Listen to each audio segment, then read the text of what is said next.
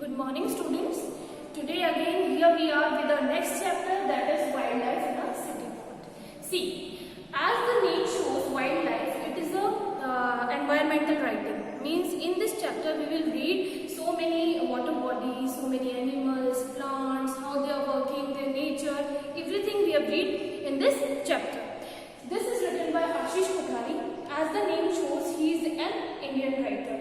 He is a environmental lover. He is an environmental lover because he has a deep interest in growing the plants, in water bodies, in animals, to save those plants, to grow more and more plants, to fight against those persons, those cut the forest because of their welfare. So he, as we call, he is a social reformer also.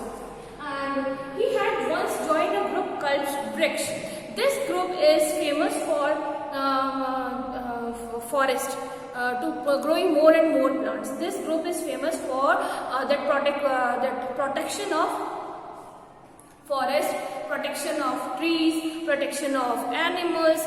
So he is basically, we can say, he is also reformer. So here we start.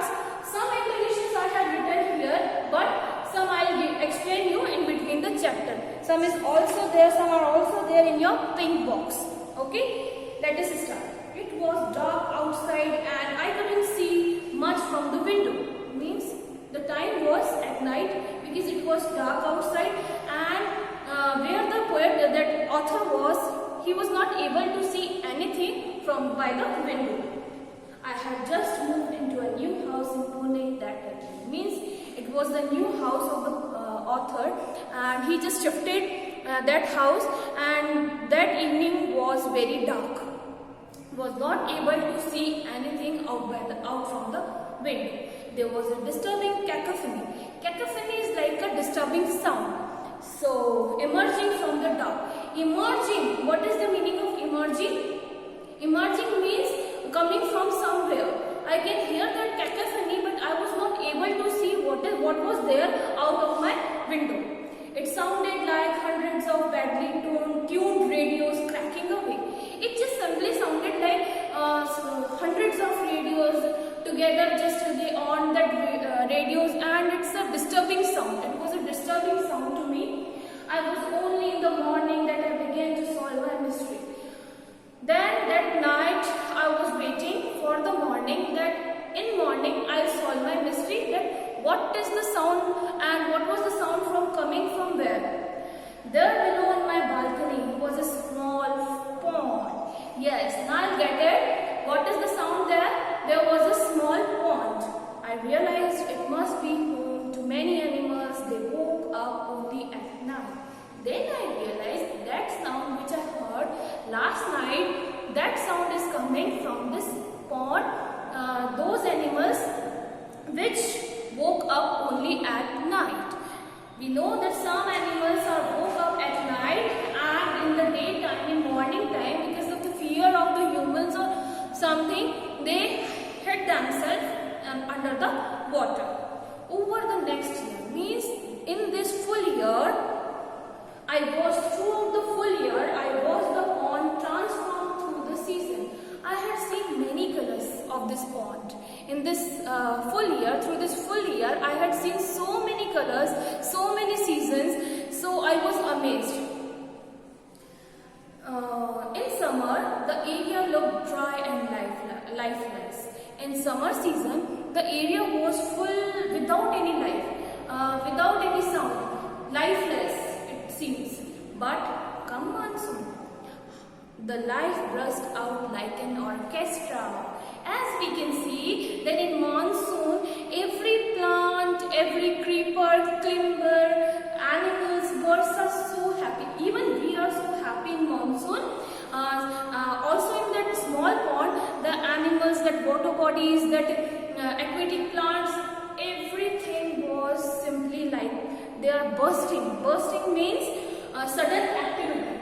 Means when the monsoon came there, that lifeless pond, the sudden activity was going through there. Water bodies, that animals now singing, then plants are now changing their color. So like an orchestra, everything was bursting out there. The first raindrop on the thirsty land gave off a lovely earthly smell. Yes, we also smelling the first raindrop. When the first raindrop that go on that thirsty land on the ground, so it smells of very sweet. The smell is very sweet. They also did what no magician can do. The smell was really so good that magician also cannot do. They turned the brown earth into the oasis of green and blue. Immediately when the rains come out and the first drop had kept on the land, the life is like a green, turn into the green and blue color, and everything turns yellow to green. With a few days, blade of reeds. What is the meaning of blade? Blade means small leaves, and reeds means plants like grass. Plants like grass. Okay. Within a few days, blades of reeds were shining silver in the sun. Plants that had seemed dead suddenly stood up and tall. Because in summer season, some small plants and tiny plants seems to dead. But as the first raindrop kept put on that plant, and they again tall up and they are showing, yes, I am alive. The chocolate brown roots of the typha plant swayed in the wind. Without raindrop, without water, the color has changed and it seems like dry brown color. So the road was in summer, dry brown color turns into a green as and typha plant sway. What is the meaning of sway? Move back and forth. It means they are moving back and forth. Again back and forth. This is the motion.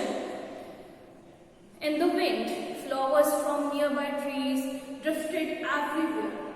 The flowers of the nearby trees drifted, splashing, scattered everywhere. Other creatures too joined the nature's dance.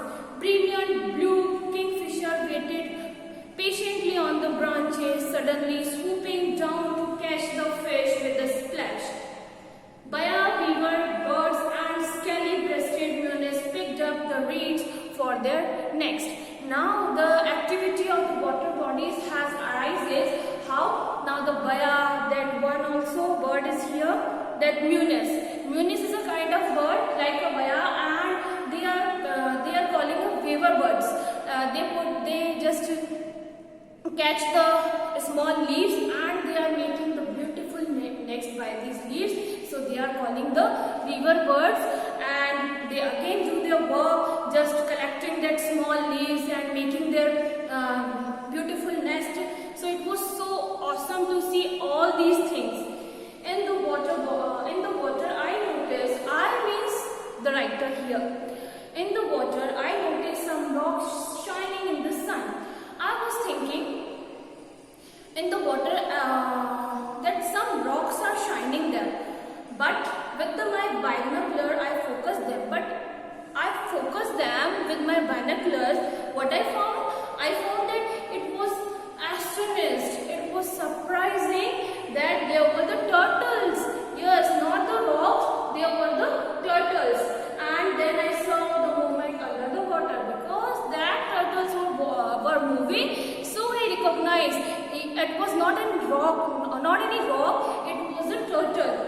More flapshell turtles are there. Flapshell means soft skin turtles are there. Just a week back, the ground was barren, because in the summer season the ground was fully barren, desolate, means no activity was there. Where did the turtles come from? I was so astonished, I was so amazed from where the turtles came.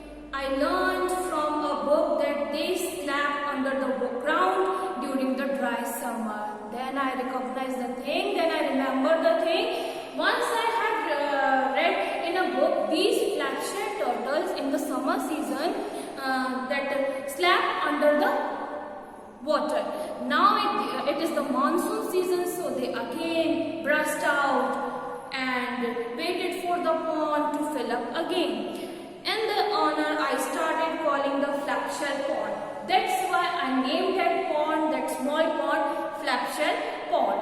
This is the part 1 of this chapter. We'll meet in the part 2. Just watch this video again and again and write the